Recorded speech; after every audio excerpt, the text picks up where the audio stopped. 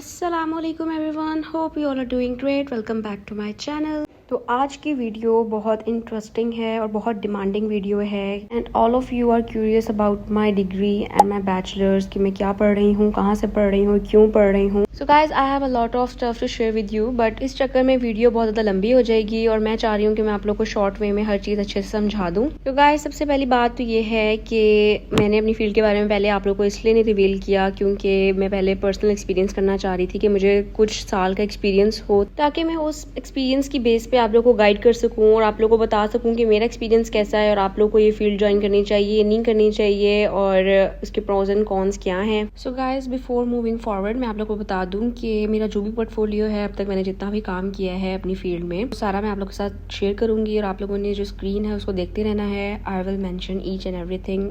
So guys, basically I'm doing bachelor's in interior designing from UMT Lahore, University of Management and Technology. So the very first question is what is interior designing? तो guys interior designing जो है ना वो कोई एक field नहीं है और इसके अंदर आप लोग को डिफरेंट कैटेगरीज मिलती हैं। लाइक हम लोग जो है ना इंटीरियर डिज़ाइनिंग के अंदर बहुत कुछ सीख रहे हैं, जैसे फर्नीचर डिज़ाइनिंग हो गया, लैंडस्केप डिज़ाइन हो गया, रेजिडेंशियल प्रोजेक्ट्स हो गए, कमर्शियल प्रोजेक्ट्स हो गए, एग्जीबिशन डिज़ाइन हो गए, showrooms and each and everything we are studying. So guys, most of the typical Pakistanis think कि इंटीरियर डेकोरेटर और इंटीरियर डिज़ाइनर जो है वो सेम होते हैं, उनका काम भी सेम होता है, तो इट्स नॉट लाइक दैट। तो गाइज मैं आप लोगों को कंपैरिजन करके समझा देती हूँ कि इंटीरियर डिज़ाइनर और इंटीरियर डेकोरेटर का क्या क्या काम होता है और ये किस तरह एक दूसरे से डिफरेंट है। तो गाइस सबसे मेजर डिफरेंस ये है कि इंटीरियर डिज़ाइन एक बैचलर्स फील्ड है, ठीक है, प्रॉपर डिग्री है इसमें, और जो कि इंटीरियर डेकोरेशन है उसमें छोटे छोटे कोर्स होते हैं और आप लोग वो मंथ्स के अंदर कर सकते हो। If you guys study interior design program you are going to be skilled enough कि आप लोग एक पूरे घर का, एक पूरी बिल्डिंग का स्ट्रक्चर जो है वो चेंज कर सकते हो, टोटली वॉल्स को चेंज कर सकते हो, आप लोग लेआउट्स बना सकते हो, आप लोग एक अगर किचन है फॉर एग्जाम्पल तो उसकी पूरी की पूरी लोकेशन चेंज कर सकते हो, उसको रिप्लेस कर सकते हो किसी और चीज़ से। इसके अलावा guys we study about the building materials, the furniture, the standard sizes, the build-ins and buildings and each and everything. But interior decorator जो है ना वो ये सब कुछ नहीं कर सकता, उसको स्टैंडर्ड साइजेस का नहीं पता होता, उसको सिर्फ डेकोरेशन के अकॉर्डिंग इन्फो होती है और वो उसी के अकॉर्डिंग जो है आपके घर का डेकोर करता है। तो गाइज ह्यूज डिफरेंसेस हैं इंटीरियर डिज़ाइनर और इंटीरियर डेकोरेटर में, तो आप लोग प्लीज़ इनको मिक्स ना किया करो। Next point is working with softwares and technology and programs. तो गाइज हम लोग प्रैक्टिकली भी वर्क करते हैं, डिजिटल वर्क भी करते हैं। तो गाइज थ्योरी बेस्ड भी सब्जेक्ट्स होते हैं हमारे, लाइक हम लोग इस्लामिक स्टडीज़ भी पढ़ते हैं, पाक स्टडीज़ भी पढ़ते हैं, इंग्लिश भी पढ़ते हैं, इसके अलावा मार्केटिंग, एंटरप्रेन्योरशिप, तो ये सारे कोर्सेज जो है हमें करवाए जाते हैं।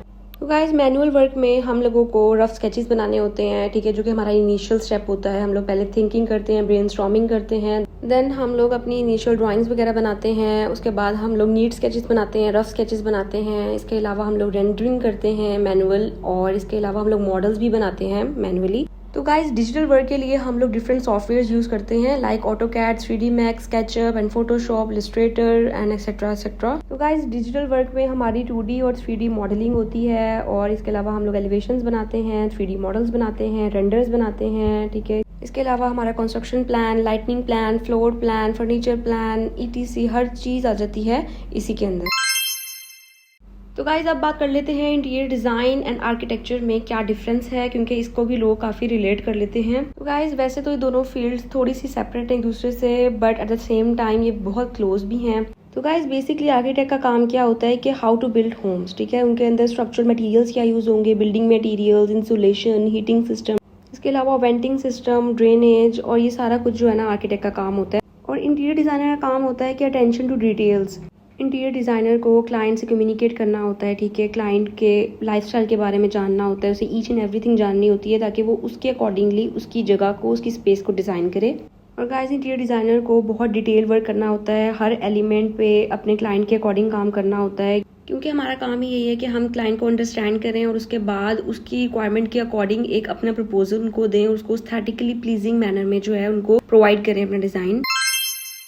तो गाइस नेक्स्ट पॉइंट इज के गुड कम्युनिकेशन स्किल्स होनी चाहिए आपके अंदर, कि इंटीरियर डिज़ाइनर को बहुत से लोगों से जो है इंटरेक्ट करना पड़ता है, लाइक क्लाइंट हो गया, कॉन्ट्रैक्टर हो गया, लेबर हो गई, इलेक्ट्रिशियन हो गया, प्लम्बर हो गया, फर्नीचर मेकर हो गया, पेंटर हो गया, तो गाइस फ्यूचर में भी अगर अपना बिजनेस खोलो या किसी कोई फर्म या कंपनी भी ज्वाइन करो तो वहाँ भी आप लोगों को लोगों से कम्युनिकेट करना पड़ेगा। इट्स अ टीम वर्क, तो आप लोगों को कम्युनिकेट लाजमी करना पड़ेगा। तो आप लोगों के अंदर कम्युनिकेशन स्किल्स होनी चाहिए। गाइस इसी वजह से हम लोगों को कोहोर्ट कोर्सेज भी करवाए जाते हैं। कोहोर्ट के अंदर हम लोगों के एक्स्ट्रा जो है सब्जेक्ट्स होते हैं, जिसके अंदर इंग्लिश आ जाती है, मार्केटिंग आ जाती है, एंटरप्रेन्योरशिप आ जाती है, जिसके अंदर हम लोग को सिखाया जाता है कि आपने लोगों से कम्युनिकेट किस तरह करना है। हमारी प्रेजेंटेशंस होती हैं, डिफरेंट प्लेज होते हैं, ग्रुप वर्क होता है ताकि हम लोग एक दूसरे से कम्युनिकेट कर पाएं। इसके अलावा गाइस हम लोग टेक्सटाइल्स भी पढ़ रहे हैं कि कपड़ा किस तरह बनता है, इंटीरियर्स के लिए कौन सी स्पेस के लिए कौन सा कपड़ा यूज होगा। इसके अलावा हम लोगों को लोगो डेवलपमेंट भी बताते हैं, तो वो ग्राफिक डिजाइनिंग की कैटेगरी में आ जाता है। फोर कि ये फील्ड डिफरेंट फील्ड्स का मिक्सचर है, तो आप लोग ग्राफिक डिजाइनिंग भी सीख सकते हो, टेक्सटाइल डिजाइनिंग भी इसमें सीख रहे हो। तो गाइस ये एक ही फील्ड डिफरेंट फील्ड्स का एक्सट्रैक्ट है। तो अगर आप लोग इंटीरियर डिजाइनिंग ही कर लेते हो तो आप लोगों को काफी चीजों का एक्सपोजर मिलेगा। मैं आप लोगों के साथ अपना पर्सनल एक्सपीरियंस शेयर कर लेती हूँ कि मेरी जर्नी कैसी रही है। 7th सेमेस्टर में अभी मैं हूँ, मतलब 6th सेमेस्टर के अभी फाइनल्स हुए हैं मेरे, और इंशाल्लाह अब आफ्टर समर ब्रेक मैं 7th सेमेस्टर में हो जाऊंगी। तो गाइस मेरा पोर्टफोलियो आप लोग साथ साथ देख रहे होंगे स्क्रीन में। ये सारा हमारा वर्क है जो कि हम लोग को अभी तक कराया गया है। ये ओवरऑल वर्क नहीं है, जो जो चीजें मेरे पास अभी अवेलेबल थी वो मैंने आप लोगों के साथ शेयर कर दी हैं, कुछ अभी भी मिसिंग है। Guys according to my perspective ये फील्ड जो है ना, ये काफ़ी क्रिएटिव फील्ड है। आप लोग बिल्कुल भी बोर नहीं होगे, बिल्कुल ड्राई नहीं है ये, तो काफ़ी क्रिएटिव है। आपको हर असाइनमेंट में डिफरेंट टास्क असाइन होता है। इसके अलावा आप लोग को डिफरेंट प्रोजेक्ट्स मिलते हैं। तो गाइज आप लोग कभी बोर नहीं होगे इस फील्ड में। डिफरेंट आप लोग को टास्क मिलेंगे, तो आप लोगों को डिफरेंट प्रोजेक्ट्स मिलेंगे, तो आप लोग का जो माइंड है ना वो मतलब बिजी रहेगा और डिफरेंट आइडियाज ब्रेनस्टॉर्म करने में जो है वो लगा रहेगा। इसके अलावा गाइज हमारी जो भी असाइनमेंट्स होती हैं, हमें हर असाइनमेंट के लिए डिफरेंट मटेरियल्स चाहिए होते हैं, डिफरेंट स्टेशनरी चाहिए होती है, तो उस सब में जो है काफ़ी इन्वेस्टमेंट हो जाती है। तो मैं आप लोगों को ये पॉइंट इसलिए क्लियर कर रही हूँ क्योंकि मुझे ये फील्ड ज्वाइन करने से पहले नहीं पता था कि मुझे मतलब हर असाइनमेंट में इतनी इन्वेस्टमेंट करनी पड़ेगी। गाइस हमारा जो है ना प्रिंट वर्क ज़्यादा होता है। हम लोगों ने जो अपना फाइनल प्लान होता है या फाइनल प्रोजेक्ट जो होता है, हम लोगों ने प्रिंट फॉर्म में ही दिखाना होता है। बहुत कम चांसेस होते हैं कि हम लोग उसको डिजिटली ही दिखा दें, ठीक है। तो आप लोगों को प्रिंट्स कराने होते हैं, और प्रिंट्स भी नॉर्मल नहीं होते, और डिफरेंट साइजेस होते हैं, डिफरेंट जो है ना स्केल पे हम लोग चीज़ें बनाते हैं और उसको फिर डिफरेंट चीज़ों पे जो है ना वो प्रिंट करवाते हैं। लाइक आर्ट कार्ड हो गया, लाइक बटर शीट हो गई, लाइक आप लोगों को वाटर प्रिंट करवाने पड़ते हैं। गाइस ये डिफरेंट साइजेस होते हैं, डिफरेंट शीट्स होते हैं, डिफरेंट मटेरियल्स होते हैं। इसके अलावा हम लोगों को पेंट वगैरह चाहिए होता है, पेंट कलर्स, वाटर कलर्स, और इसके अलावा रेंडर मार्कर्स चाहिए होते हैं, स्टेशनरी की हर चीज़ चाहिए होती है, आर्किटेक्चरल स्केल वगैरह चाहिए होता है। तो मतलब ये काफ़ी इन्वेस्टमेंट वाली चीज़ें होती हैं। इसके अलावा गाइस हमारी ज्यूरीज होती हैं, ठीक है, पूरे प्रोजेक्ट्स होते हैं, उसकी हमारी फाइनल ज्यूरी होती है। डिफरेंट ज्यूरर्स आते हैं डिफरेंट यूनिवर्सिटीज से, डिफरेंट कंपनीज वगैरह से, तो वो हमारी ज्यूरी लेते हैं। उसकी बेस पे हमारी मार्किंग वगैरह होती है और हमारी ग्रेडिंग होती है। इसके अलावा गाइस हम लोगों को साइट विजिट्स पर जाना होता है, मतलब जो भी स्पेस है हमारी, हम लोग उसको विजिट करते हैं, उसको मेजर करते हैं प्रॉपर खुद से मेजरिंग टेप वगैरह से। इसके अलावा गाइस हमारी डिफरेंट मार्केट विजिट्स भी होते हैं।